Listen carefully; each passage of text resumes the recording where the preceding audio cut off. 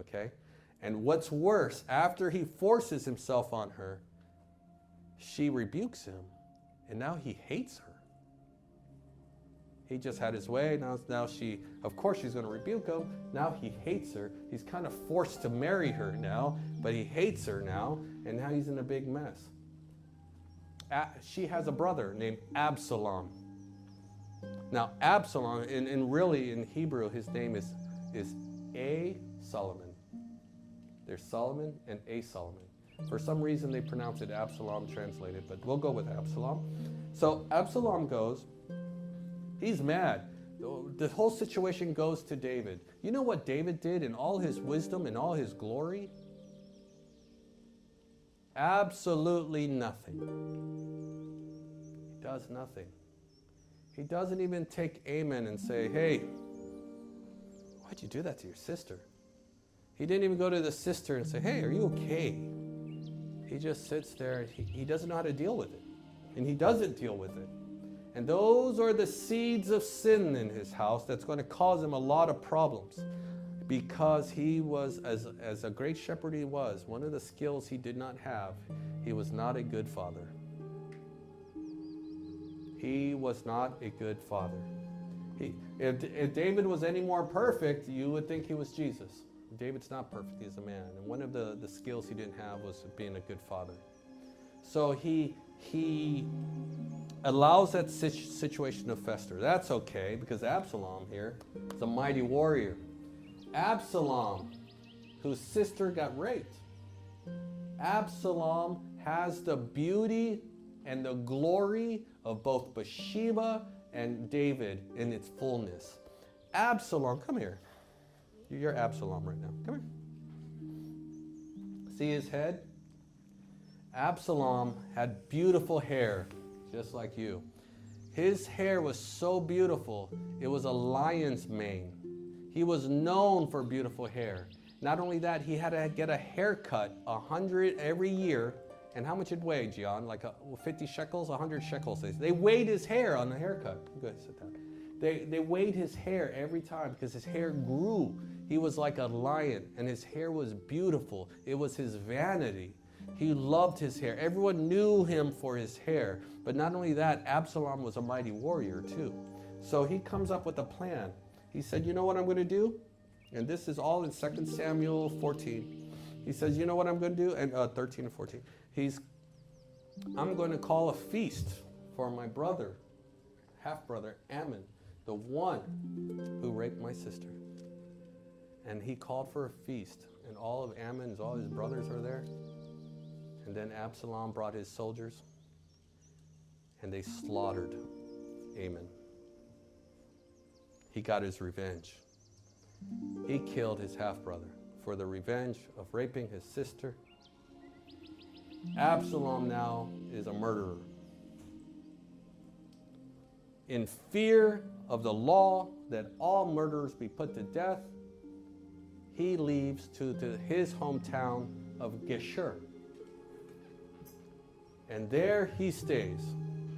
And this is where the story starts, because we're going to learn about suffering from Absalom and David.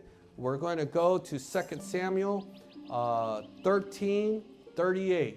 So Absalom fled and went to Geshur and was there for 3 years. And the soul of King David longed to go forth to Absalom, for he was comforted concerning Ammon, seeing he was dead. He finally got over Ammon's death, and his heart loved Absalom. You want to know who David loved the most? You think he loved Solomon the most? No, he loved Absalom, and he was comforted. Now Ammon was dead, but Absalom lived in another city, and he longed to go to him. He hungered for him. He wanted to see his beautiful, beautiful son. Of all his sons, Absalom was the greatest.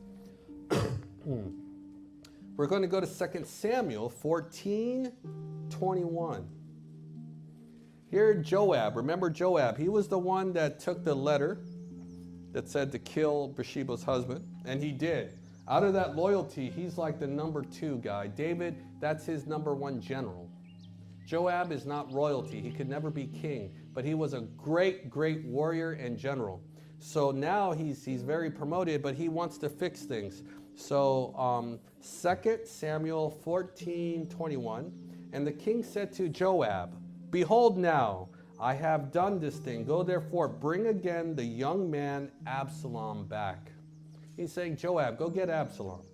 And Joab fell to the ground to his face and did obeisance and blessed the king. And Joab said today, your servant knows that I found grace in your sight. So blah, blah, blah. 23. So Joab rose and went to Geshur and brought Absalom to Jerusalem. And the king said, let him turn to his own house, but let him not see my face. See, so he brings Absalom back, but he still banishes him from the palace. Now you're going to see all this political stuff going on because there's no peace in the house. Now Absalom comes back from his town. He's allowed back in the great city of Jerusalem where he grew up there. But his dad, his loving father, will not let him back in his presence.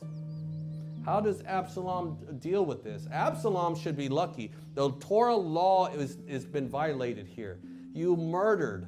He should be put to death. You see, David here doesn't follow Torah law with his son. He holds him back from death. What does that teach you? What does that teach Joab? What does that teach everyone around you? If you put a set of rules different for your own children than you do for everyone else. What if I allowed my son up here playing a little kazoo, and I stand here and say, wow, he's so blessed, he plays this kazoo, and yet other children want to come up and play it, and I say, no, this is the altar.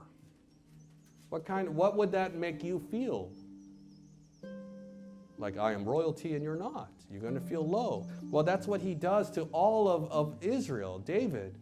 He allows his son not to follow the law, to live, to not go through the law and die because he murdered. And so he says, bring him back in the palace, but look, he's still punished. I'm not going to let him in my presence. Absalom should be very happy for his dad, okay? But Absalom isn't.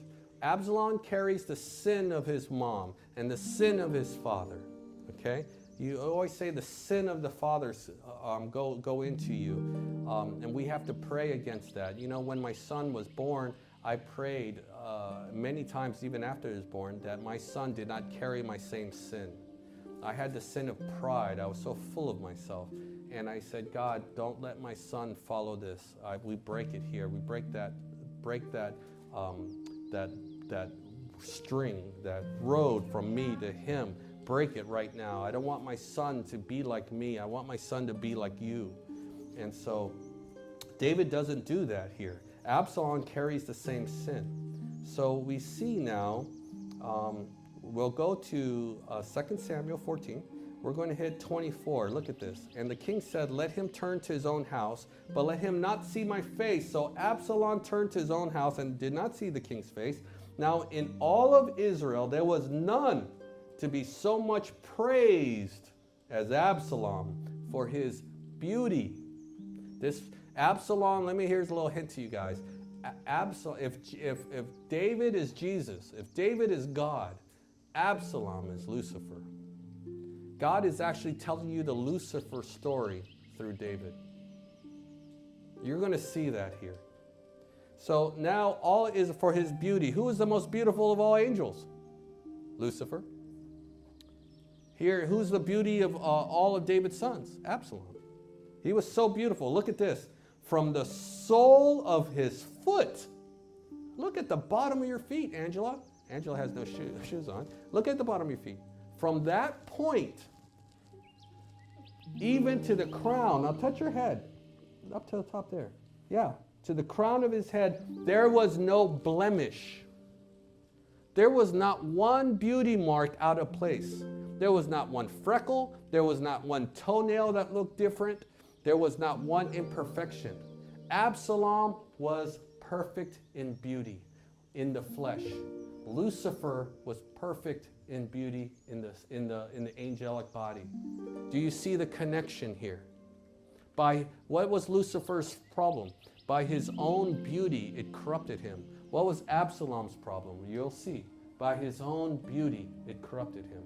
You're seeing the heavenly story. What happened in heaven happens on earth. God is showing you in the image in David's life of what happened with Lucifer. The brokenheartedness of David, you will see, is the same brokenheartedness God had when his angels left heaven, when he had to toss them out. You want to learn things in depth? Here's one. Here we go. Look at this. And when he cut his head, now, it was at every year's end that he cut it, because the hair was heavy on him. Therefore he cut it. It weighed the hair on his head 200 shekels after the king's weight.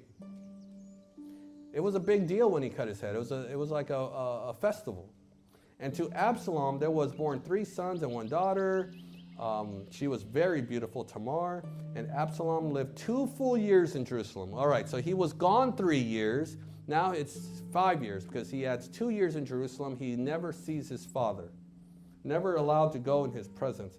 I'm sure that's a connection with Lucifer. I'm sure at the first time sin was found in him, he wasn't tossed out. He was allowed to stay, but not into the palace of God.